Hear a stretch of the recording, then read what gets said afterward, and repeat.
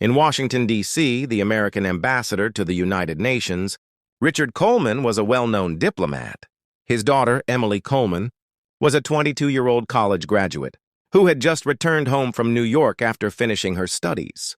Independent, curious, and full of life, Emily often drove around the city to explore places where she could practice her passion for photography. One crisp Saturday evening, Emily borrowed her father's black SUV to drive to a small cafe downtown.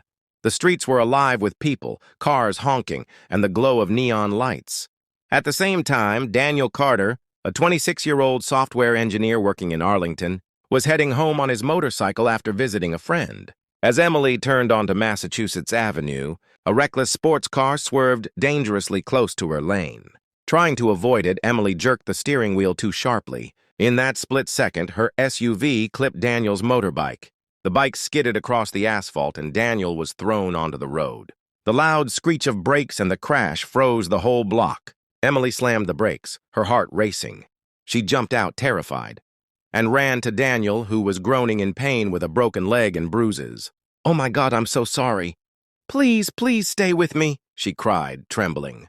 Within minutes, police cars and an ambulance arrived. Witnesses pointed out Emily's vehicle, and when the officers saw who she was, the situation became tense. The ambassador's daughter was involved in a serious accident.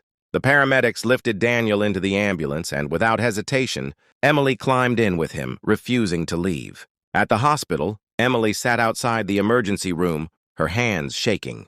When her father, Ambassador Richard Coleman, arrived with his security detail, he found her in tears. She confessed everything, expecting anger, but he simply hugged her. He knew this was not only a family crisis, but also a public one.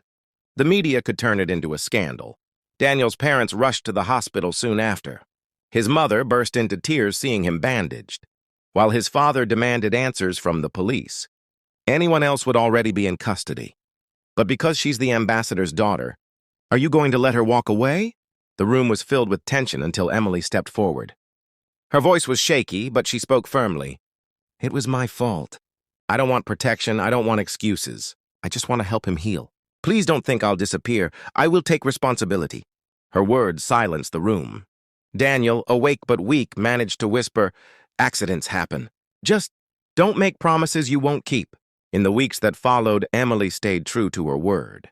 She helped cover Daniel's medical bills, visited him almost every day, and even encouraged him during his physical therapy sessions. What began with anger and guilt slowly transformed into respect and friendship.